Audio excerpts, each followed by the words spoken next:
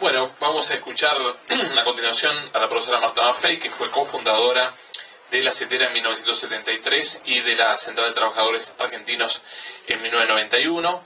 Fue secretaria general de la CETERA entre 1994 y 2003. Fue presidenta de la Internacional de Educación para América Latina y diputada nacional por el ARI en el periodo 2003-2007. Marta. Gracias a todos, buenas noches.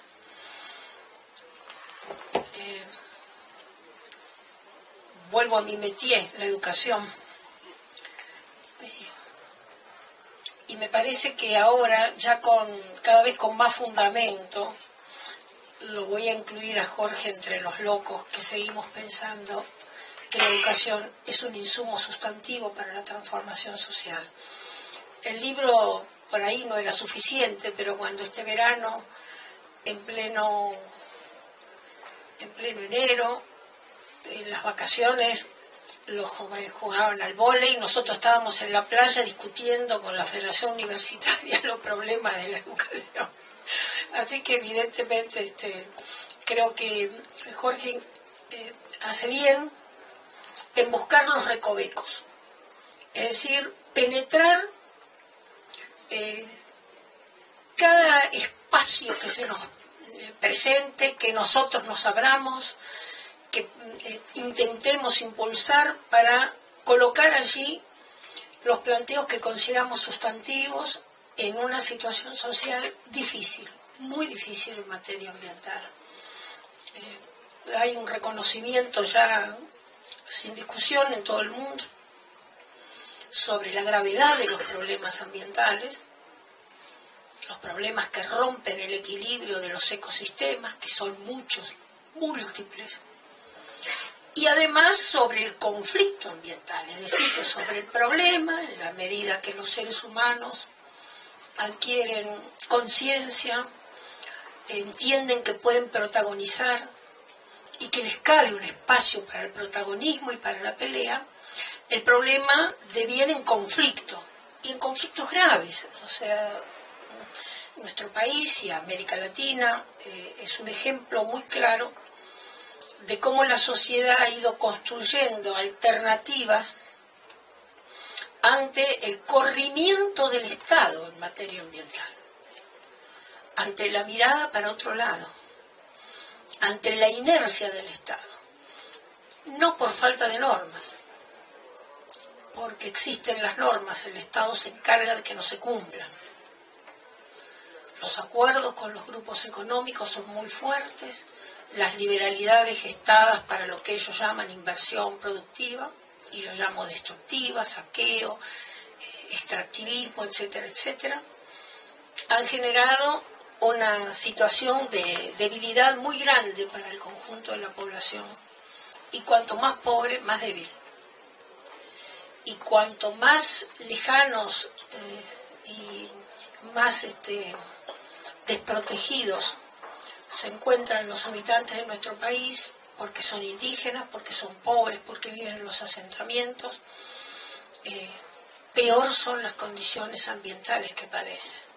No solamente son peores porque no tienen agua potable, porque no tienen cloacas, es un sueño, digamos, porque no tienen defensa de ninguna naturaleza ante las inundaciones, el barrial, por la contaminación que eso produce, por las enfermedades que genera, por la falta de acceso a la atención médica adecuada en tiempo y forma.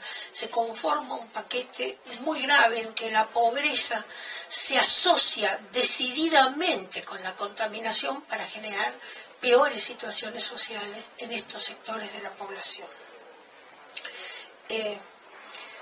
Cuando nosotros hablamos hoy de ambientalismo, de defensa del ambiente, lo hacemos con una mirada distinta a lo mejor de cómo se empezó a producir este conocimiento.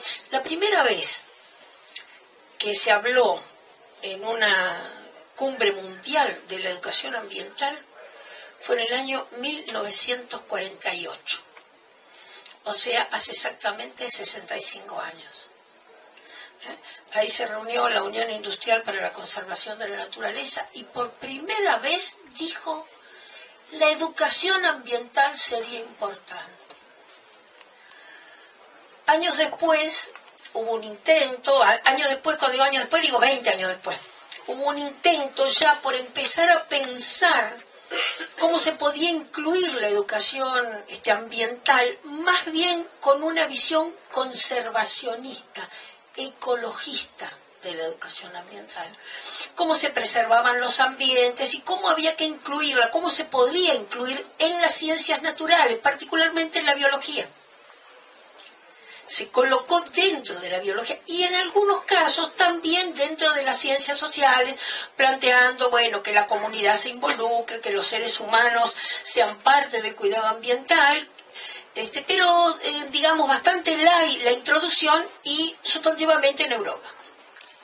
En América y en América Latina la educación ambiental, recién ahora estamos empezando a hablar un poquito más seriamente de educación ambiental. El ambientalismo se diferencia del ecologismo.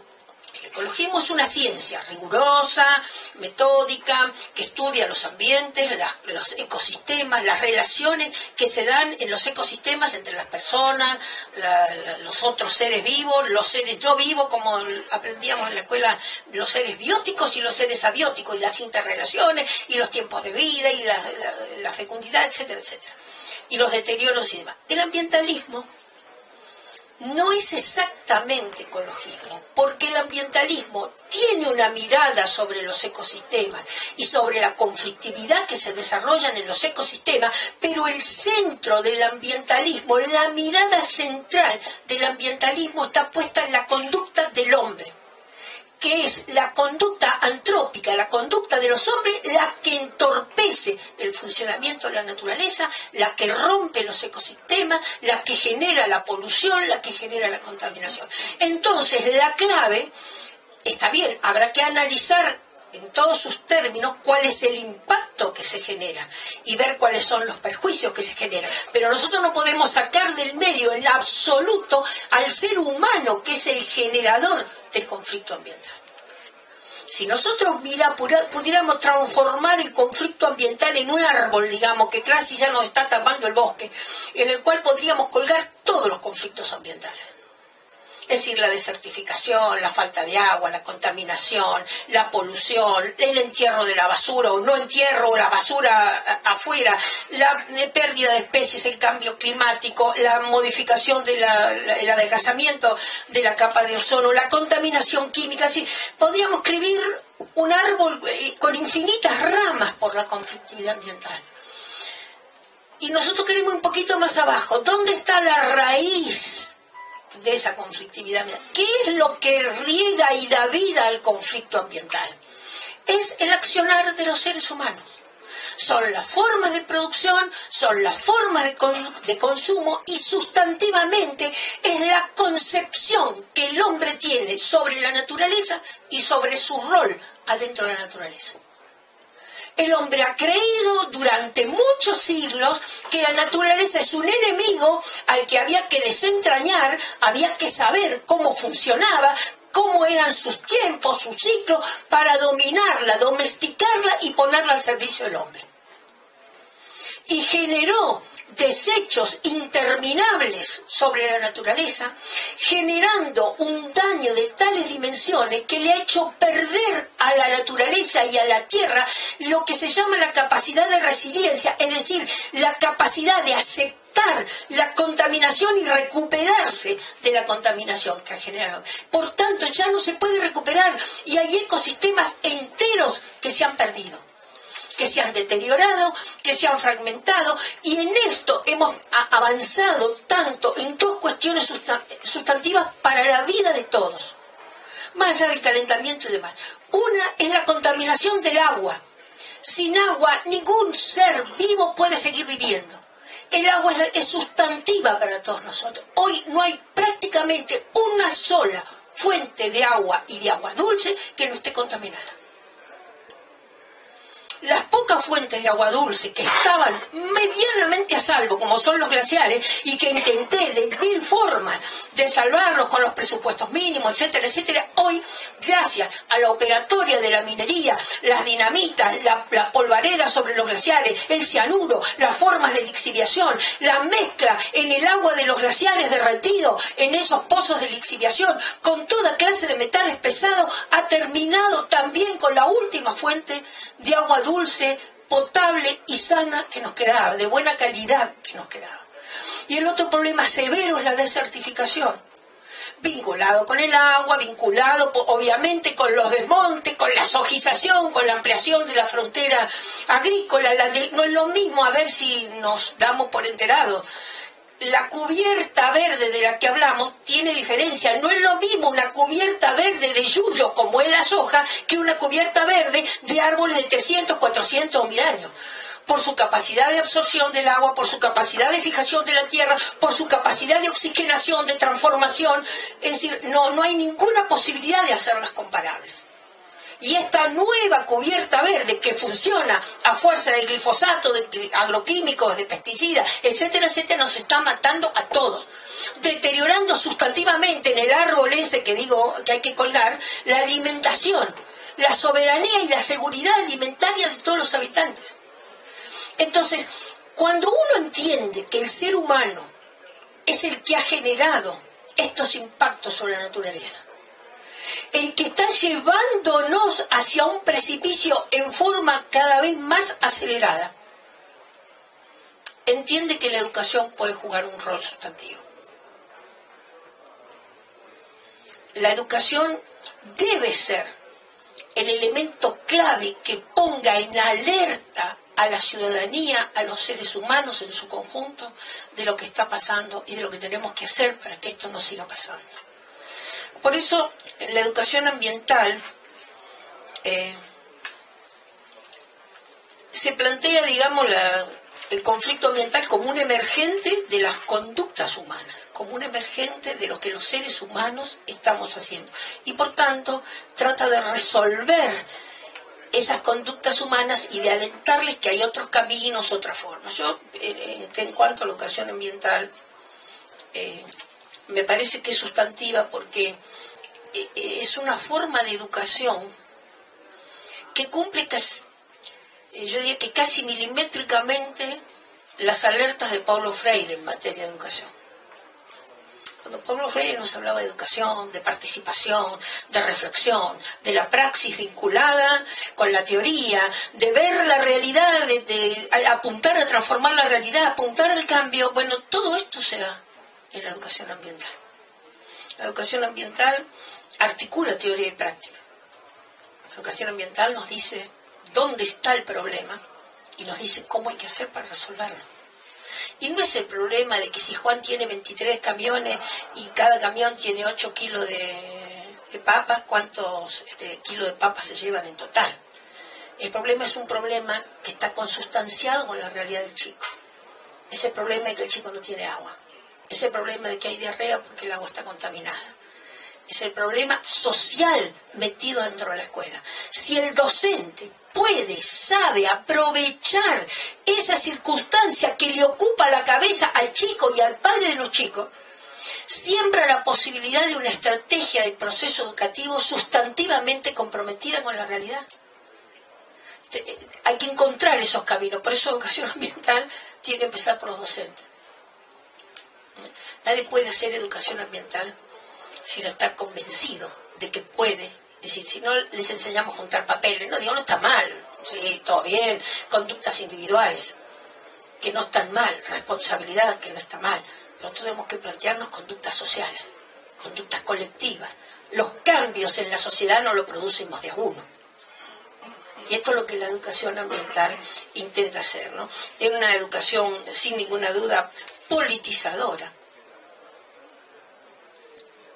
Cuando uno empieza con el chico a ver y a analizar, y el chico te dice, pero ¿cómo? No hay una ley que dice eso, si mi papá dice que... Y vos te decís, sí, hay una ley, pero no se cumple. ¿Cómo que no se cumple? No estamos en una democracia, esto es una dictadura, ¿cómo es? O sea, el chico empieza a problematizar el problema de la política. Y y advertir cómo la política puede ser absolutamente ineficiente en proteger sus derechos, que aparecen en el artículo 41 de la Constitución Nacional, pero en la práctica no los puede ejercitar. El derecho a un ambiente sano, un ambiente limpio, a vivir en el futuro como en el presente. Es una educación socializadora, ¿sí? Permite que el chico entienda que no se construye de a uno, que este no es un problema de él, que es un problema social. Es una educación que permite relacionar. El conflicto ambiental puede desatarse en Hong Kong o en el Océano Pacífico, pero las consecuencias del conflicto ambiental las padecemos absolutamente todos. Es muy posible que nosotros no tengamos el consumo de dióxido de carbono que tiene los Estados Unidos. Para las consecuencias del calentamiento global lo recibimos tanto ellos como nosotros. La educación ambiental te permite construir un concepto más global de humanidad, un concepto más de interrelaciones entre los seres humanos. Es una educación que me ayuda a ver holísticamente, es decir, a ver no solo el problema aislado y desarraigado, y no solamente el problema vinculado con podríamos decir, con sus causas primarias, con sus causas inmediatas. Yo digo, sí, esto está contaminado porque acá en el río hay contaminantes, pero la educación ambiental me lleva un poco más allá. ¿Quién pone los contaminantes en el río? ¿Por qué están ahí esos contaminantes? ¿Por qué no se controla? Pero ¿quién tiene que controlar para que no haya contaminantes? ¿Y cómo no hay multas? ¿Y cómo no? O sea, se establece la relación causal yendo cada vez más abajo hacia las causas sustantivas que están en este modelo de producción y consumo y en este modelo de desinterés social alrededor de la polución. Es una educación dialógica, no se puede hablar de ambiente sin dialogar. No es que uno trae un recetario y le explica, no. El ambiente exige el diálogo entre las personas. Es una educación vinculante. Es decir, promueve vínculos entre los seres humanos. Y les dice, esto no lo resuelven solos. Júntense con el vecino, con el de otra cuadra, vayan a ver el ONG, hablen con el secretario del juzgado. O sea, empieza a generar vínculos, motoriza, digamos, un mundo de relaciones que ya los chicos empiezan a establecer a través de internet y demás, pero lo pone en ejecución para la práctica concreta. Una educación absolutamente dinamizadora. Yo digo, para mí las claves de la educación ambiental son 3 o 4. Las más importantes, digamos, ¿no? La primera es el compromiso con la crisis que vivimos. Nosotros educamos porque estamos comprometidos con que hay que cambiar. Y hay que cambiar porque hay graves, terribles padecimientos en millones de seres humanos. Y también educamos porque ante la crisis le decimos que hay una oportunidad. La crisis no es para que nos estemos abatidos, es para que construyamos juntos las alternativas, y las podemos construir. Entonces la educación ambiental ayuda a mirar eso, ¿no? Y digo, también el establecer que hay posibilidades de cambio es una educación, digamos, cívica, digamos. No es formación cívica solamente saber cómo hay que votar. Es formación cívica también saber cómo hay que reclamar, cómo hay que exigir y cómo hay que demandar el cumplimiento de los derechos. Entonces yo creo que el haber puesto, digamos, el eje sobre esto de la educación ambiental, ¿no? Con tantos años que llevamos infecundos, con tantas cumbres que hemos realizado para la educación ambiental, tanto que se ha verdificado el discurso, porque hay que escuchar cómo hablan del ambiente, ¿no? Y tan pocas concreciones en la transformación de la realidad hacia la posibilidad de vivir la sustentabilidad social, económica, política, cultural. Hoy ya no pensamos más la educación ambiental como aquella idea de una materia o un capítulo en biología o un capítulo en formación cívica. Hoy lo pensamos como un contenido, un conocimiento transversal que no tiene que estar ausente absolutamente de ninguna de las de los procesos educativos, ni en lo social, ni en lo político, ni en lo económico, ni en lo cultural. Hace una semana tuvimos una reunión con Marina Silva. Marina Silva fue la ministra de Medio Ambiente de Brasil durante el gobierno de Lula. Una mujer que fue seringueira, o sea, una niña que de chiquita juntaba el caucho junto con Chico Méndez en la lucha, digamos, y la lucha larga que tuvo en contra del desmatamiento de la Amazonía. Y después de varios años, más de 5 años, como ministra del gobierno de Lula, el día que Lula firmó un acuerdo con los grupos económicos para facilitarle el desmatamiento de la Amazonía, renunció, ¿no? Y ella dice, yo renuncié porque tenía 2 posibilidades con mi renuncia: hacerlo volver atrás a Lula, que no lo logré, o hacer que el pueblo se sintiera conmovido y peleara, que sí lo logré. O sea, uno tiene que buscar los caminos, ¿no? En esa conversación que fue tan interesante, ella plantea la necesidad de construir esa sustentabilidad socioambiental, ya no pensar solamente el conflicto como un conflicto social o solamente como un conflicto ambiental. Es un conflicto socioambiental que genera enormes consecuencias para toda la sociedad y del que no se sale sin una nueva cultura. Si nosotros seguimos manteniendo esta cultura depredatoria y peor, la seguimos naturalizando, porque como dice Warhol de Clarín, bueno, el que quiere comer tortilla hay que romper huevos, muchachos. Así que el que quiere producir tiene que contaminar, digamos, para que lo entendamos. Como si no hubiera otras formas de producción, como si no hubiera otros estilos de vida, o como si toda la producción que se realiza sobre pretexto de alimentar al mundo fuera efectivamente direccionada en ese sentido. Me pregunto yo, el oro, ¿para qué lo quieren? Rompen la cordillera, contaminan el agua, destruyen todo.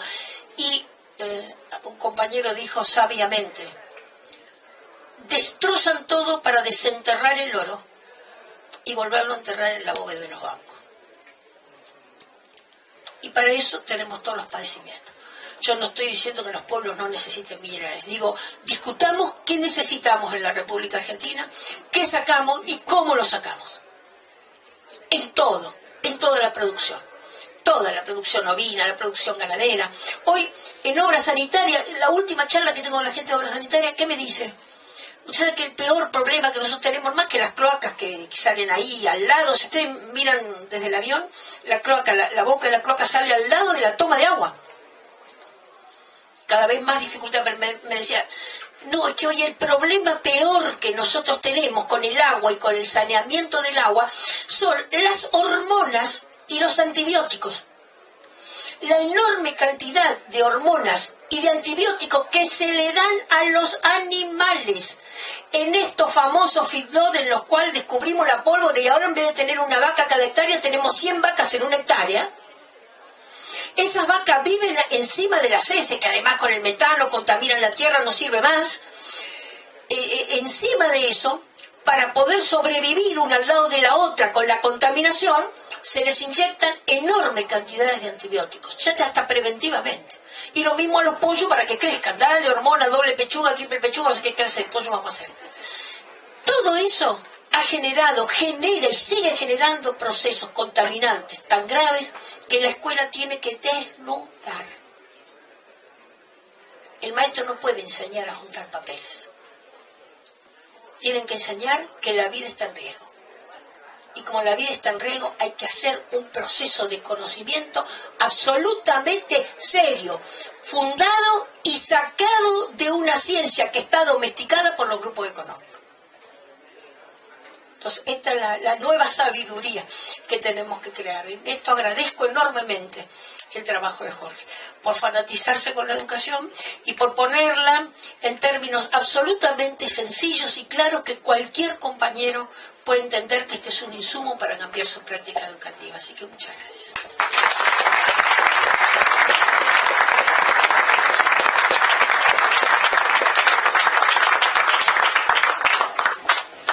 Bueno, antes de darle la palabra al orador de cierre de esta presentación, Quería decir un par de cosas. La primera, que me resulta muy gratificante integrar esta mesa junto a dos grandes luchadores como son Leandro Despú